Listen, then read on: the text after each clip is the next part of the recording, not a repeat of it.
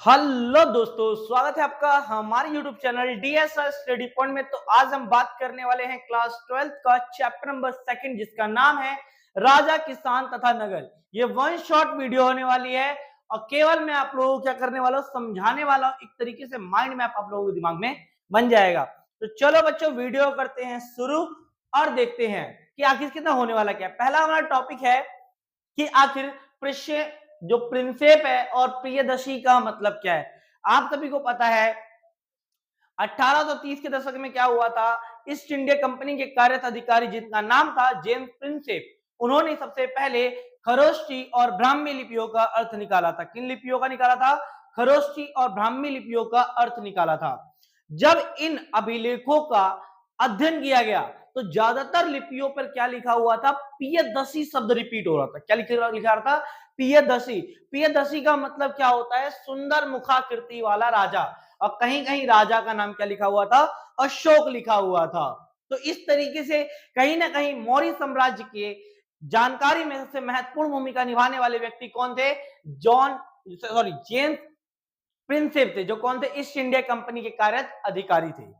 अब ये हम बात कर रहे हैं 6ठी शताब्दी ईसा पूर्व के इतिहास की। किसके बारे में बात कर रहे हैं? 6ठी शताब्दी ईसा पूर्व के बाद की बात कर रहे हैं। इस काल को काफी ज्यादा इंपॉर्टेंट माना जाता है, काफी ज्यादा महत्वपूर्ण माना जाता है। क्यों माना जाता है? इस काल को आरंभिक नगरों और राज्यों के साथ जोड़कर देखा जाता है। पहली बात, इस काल को सिक्कों के प्रयोग के साथ भी जोड़कर देखा जाता है। तीसरा, इस काल में लोहे का प्रयोग बढ़ गया था। चौथा, इसी समय क्या हुआ था? जैन तथा बौद्ध धर्मों का भी क्या हुआ था? विकास हुआ था। और इसी समय क्या हुआ था? जैन तथा बौद्ध ग्रंथों का भी निर्माण हुआ था। इसीलिए इस काल को काफी ज्यादा महत्वपूर्ण माना जाता है। तो आपसे प्रश्न इससे भी पूछ सकता है कि 6ठी शताब्दी ईसा पूर्व को महत्वपूर्ण काल क्यों माना जाता है।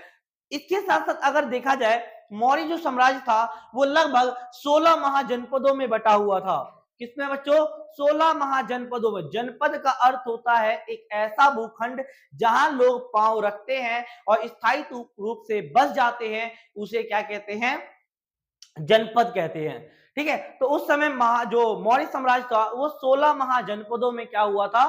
बटा हुआ था। कितने बटा हुआ था? 16 महाजनपदों में। अब इस 16 महाजनपदों की विशेषताएं क्या थी? तो पहला, प्रत्येक महाजनपद में राजा का शासन होता था, लेकिन डायरेक्टली राजा कभी शासन नहीं करता था। जो शासन होता था बच्चों, वो गण और संघ के नाम से चलाया जाता था। और इस समूह का हर एक व्यक्ति क्या कहलाता था? राजा कहलाता था। इसके साथ साथ जो मतलब महाजनपद होते थे, उनकी प्रत्येक महाजनपद की अपनी एक अलग राजधानी होती थी और उसके रख उसको क्या किया था? आसपास से किलों से घेरा जाता था। इसके साथ साथ जो शासक होता था वो केवल क्षत्रिय वंश का ही हो सकता था। कौन से वंश का?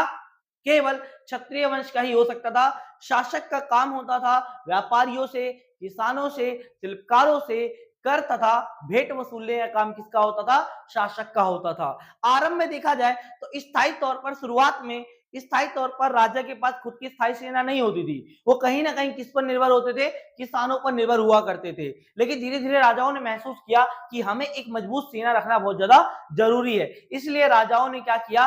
खुद की सेना रखनी शुरू कर दी थी। तो ये थी बात बच्चों, जो महाजनपदों की विशेषताएं। अब इन 16 महाजनपदों में सबसे ताकतवर महाजनपद कौन सा था? मगध था। कौन सा है बच्चों? मगध जो है वो सबसे ताकतवर महाजनपद था। मगध की आरंभिक जैसे मगध को आरंभिक जो है ना, आरंभिक राजधानी कौन सी थी? जैसे राजगृह थी, है ना। राजगृह, राजगृह से इसका किया गया था, मतलब राजगृह जो थी ना, राजगृह का मतलब क्या था? राजाओं का घर। और चौथी शताब्दी के आसपास इसकी राजधानी राजगृह से क्या कर दी गई थी? इसकी मतलब पाटलिपुत्र कर दी गई थी, जिसे हम वर्तमान में पटना के नाम से जानते हैं। ठीक है, तो मगध जो है वो शक्तिशाली होने का मुख्य कारण क्या था? पहला जो रीजन था बच्चों, याद रखना कि इस यहाँ शक्तिशाली शासक थे, यानी मगध के जो शासक थे वो काफी ताकतवर हुआ करते थे। कौन कौन से शासक थे? जैसे कि आप सभी को पता है, बिंबिसार था, अजातशत्रु था, उदयनी था, शिशुनाग था, महापद्मनंद था, घनानंद था, चंद्रगुप्त मौर्य था, है ना बच्चों। और क्या नाम? बिंदुसार था और अशोक था। इन शक्तिशाली शासकों ने क्या किया है? मगध पर शासन किया है। इसके साथ साथ मगध के जंगलों में जो था ना, वो मतलब मगध के जंगलों में हाथियों की विशाल मात्रा में उपलब्धता थी। इसके साथ-साथ मगध में लोहे की खदानें थी। इसके साथ-साथ मगध की जो भूमि थी वो काफ़ी ज़्यादा उपयोगी थी, उपजाऊ थी। इसके साथ-साथ आने जाने के लिए जो गंगा नदी थी वो काफ़ी ज़्यादा बेहतर हुआ करती थी। इन सभी कारणों से क्या था, मगध एक शक्तिशाली महाजनपद था। ठीक है? चलो। नेक्स्ट बात करते हैं मौर्य साम्राज्य की जानकारी के स्रोत। आखिर हमें मौर्य साम्राज्य के बारे में जानकारी कैसे मिलती है? तो जैसे कि आप सभी को पता है, आपने सुना होगा एक व्यक्ति जिनका नाम है कौटिल्य, है ना? जिन्हें हम चाणक्य भी कहते हैं, कौटिल्य भी कहते हैं। चाणक्य का वास्तविक नाम था विष्णुगुप्त और ये कौन थे? चंद्रगुप्त मौर्य के अमात्य थे। अमात्य का मतलब क्या था? मंत्री था और उनके प्रशासन में रहते हुए इन्होंने एक पुस्तक लिखी थी जिसका नाम था अर्थशास्त्र। तो अर्थशास्त्र के लेखक कौन थे? चाणक्य थे, जिसे विष्णुगुप्त या कौटिल्य भी कहा जाता है। और अर्थशास्त्र से भी हमें मौर्य साम्राज्य की जानकारी बहुत ज्यादा मिलती है। दूसरा है, कौन सा है बच्चों? मेगास्थनीज की इंडिका। आप बोलोगे मेगास्थनीज कौन था? मेगास्थनीज यूनानी राजदूत सेल्यूकस निकेटर का एक राजदूत था जो चंद्रगुप्त मौर्य के दरबार में आया था और चंद्रगुप्त मौर्य के दरबार में रहते हुए इसी ने क्या किया था, एक पुस्तक लिखी थी जिसका नाम था इंडिका। तो इंडिका से भी हमें काफी ज्यादा जानकारी मिलती है। इसके साथ साथ बौद्ध तथा जैन धर्म, ये भी हमें मौर्य साम्राज्य की जानकारी के विस्तृत जानकारी देते। क्यों? क्योंकि बौद्ध धर्म, अशोक ने बौद्ध धर्म को अपनाया था और चंद्रगुप्त मौर्य जो इसके दादा थे, इनके दादा जो थे वो कौन सा धर्म अपनाया था? जैन धर्म को अपनाया था। इसके साथ साथ में थोड़ा आप लोगों को बता दूं कलिंग युद्ध के बारे में। कलिंग का जो युद्ध था वो 262 ईसा पूर्व में उड़ीसा के कलिंग के एक मैदान में लड़ा गया था, जिससे अनंत पद्मनाभन और क्या नाम है, अशोक के बीच ये युद्ध लड़ा गया था, जिसमें अनंत पद्मनाभन बुरी तरीके से इसमें हार गए थे और अशोक जो है वो युद्ध को जीत गए थे। लेकिन इस युद्ध में अशोक ने बहुत ज्यादा रक्तपात देखा था, बहुत ज्यादा खून खराबा देखा था, है ना? इसीलिए उन्होंने भविष्य में युद्ध ना लड़ने का प्रण लिया और वो क्या बन गए? बौद्ध धर्म के अनुयायी बन गए, बौद्ध धर्म के शिष्य बन गए थे। इसके साथ साथ अशोक ने धम्म की नीति का पालन किया और लोगों से करवाया। अशोक की धम्म की नीति का मतलब क्या था? जैसे ब्राह्मणों और बड़ों के प्रति क्या करना चाहिए? उदारता का व्यवहार करना चाहिए, है ना?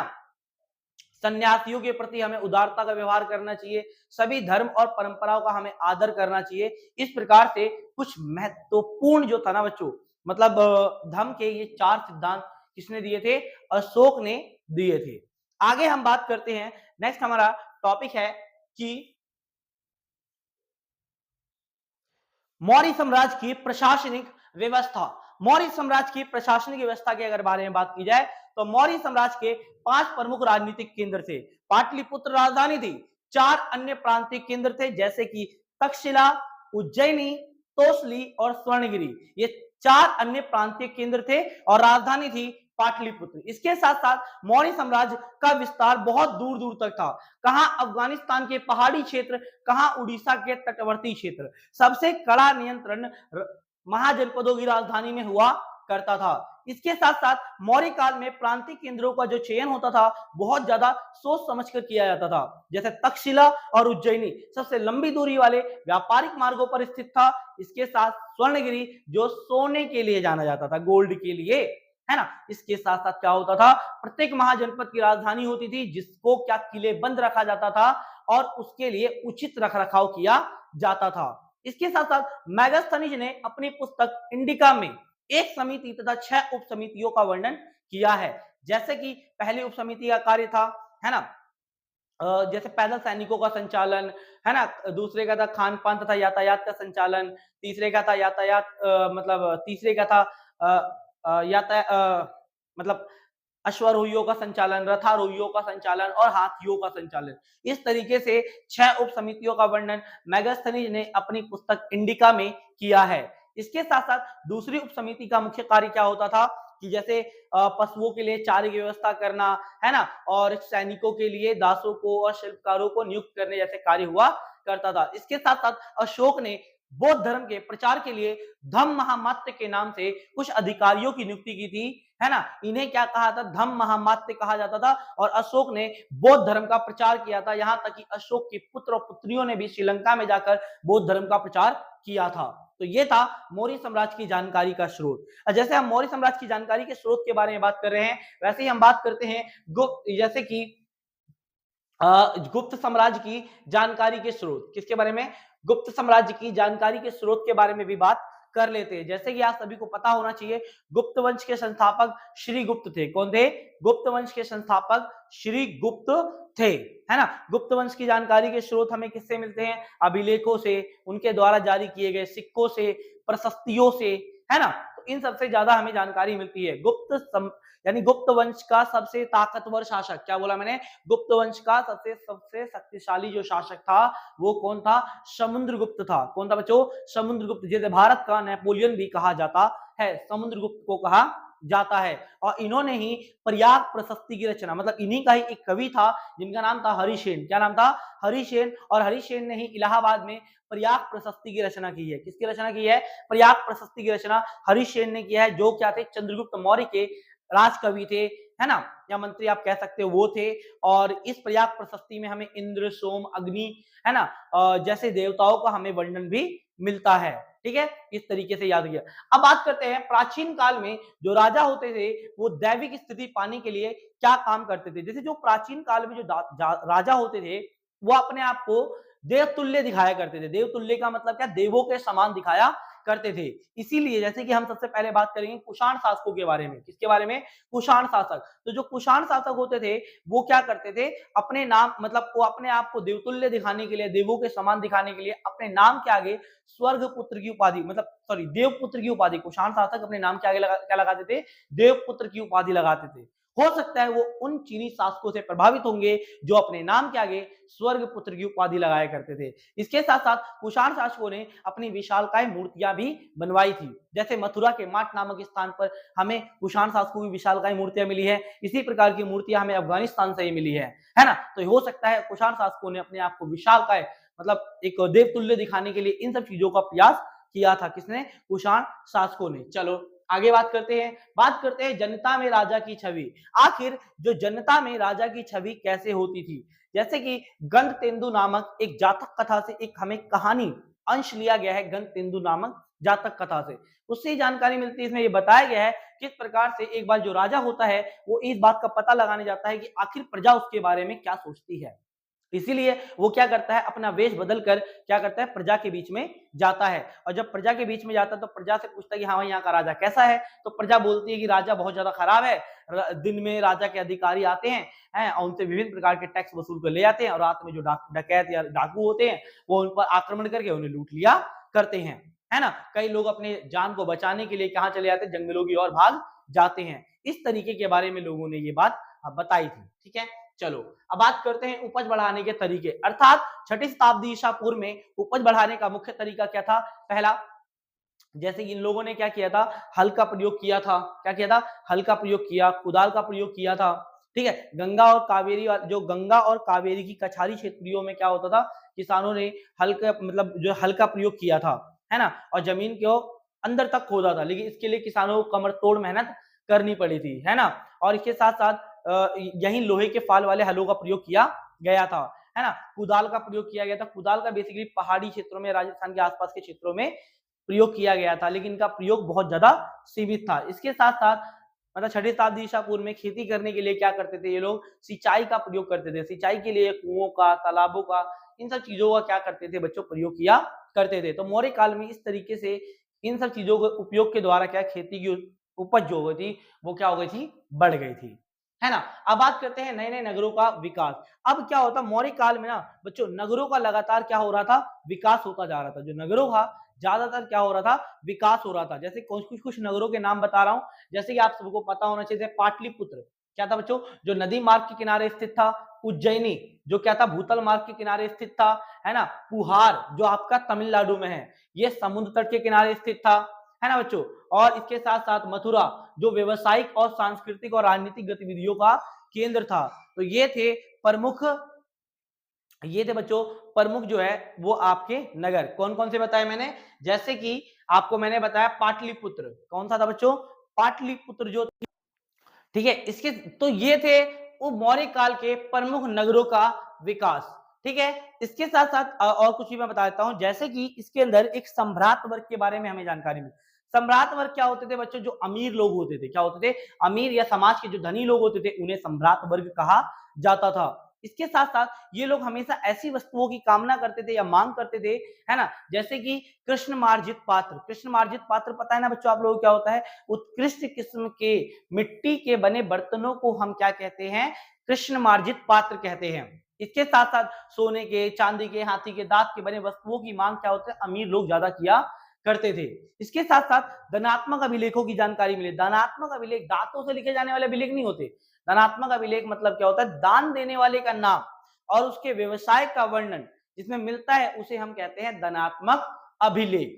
तो धनात्मक अभिलेख हमें जानकारी मिलते हैं। धनात्मक अभिलेख में जैसे स्वर्णकार हो गया, स्वर्णकार हो गया, धोबी हो गया, चमार हो गया, है ना बच्चों, इन सब जैसे की जानकारी हमें मिलती है। इसके साथ साथ यहाँ ऐसे समूहों या संघ की जानकारी मिलती है, जैसे कि अगर मैं बात करूं यहाँ श्रेणियों की जानकारी मिलती है। श्रेणी का मतलब क्या होता है, एक व्यक्ति जो वस्तुओं का उत्पादन करता है और एक व्यक्ति जो वस्तुओं को बेचता है, इसी के ही संघ को हम क्या कहते हैं, श्रेणी कहा जाता है। हम व्यापार के बारे में बात कर रहे थे, तो व्यापार में क्या होता था बच्चों, जब दक्षिण में या मौर्य काल में जब व्यापार होता था तो इन व्यापारी जगहों पर क्या होता था, फेरी वाले लोग हुआ करते थे या अपने माल को यहाँ लेकर आया करते थे। लेकिन यहाँ कुछ ऐसे व्यापारी होते थे जिन्हें सफल व्यापारी कहा जाता था, जैसे कि आप लोगों का सेठी हो गया, मस्तुअन हो गया, सातवाहन हो गया, ये सफल व्यापारी हुआ करते थे बच्चों। काफी धनी व्यापारियों का संघ हुआ करता था, ठीक है। इसके साथ साथ हम बात करें कि मौर्य काल के सिक्कों के बारे में, देखो बच्चों मौर्य काल अगर 6ठी शताब्दी ईसा पूर्व में बात की जाए तो इसमें काफी सिक्के जारी किए गए थे। जैसे कुषाण शासकों ने सबसे पहले सोने के सिक्के जारी किए थे, कुषाण शासकों ने। दूसरा, सोने के भव्य सिक्के किसने जारी किए थे, गुप्त शासकों ने सोने के भव्य सिक्के जारी किए थे।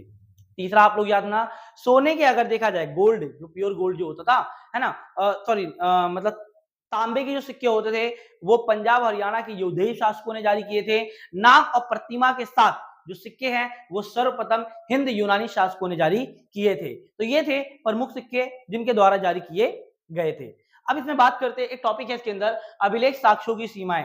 देखो अभिलेख मतलब क्या होता है, पत्थर या चट्टानों पर उत्कीर्ण शब्दों को क्या कहते हैं, अभिलेख कहते हैं। अभिलेखों की बहुत सारी कमियां होती थी, जैसे कि कई बार अभिलेखों में क्या होता था, अभिलेख पढ़ना बहुत ज्यादा मुश्किल होता था। कई बार अभिलेखों में जो लिखे जो शब्द होते थे नष्ट हो जाते थे, है ना।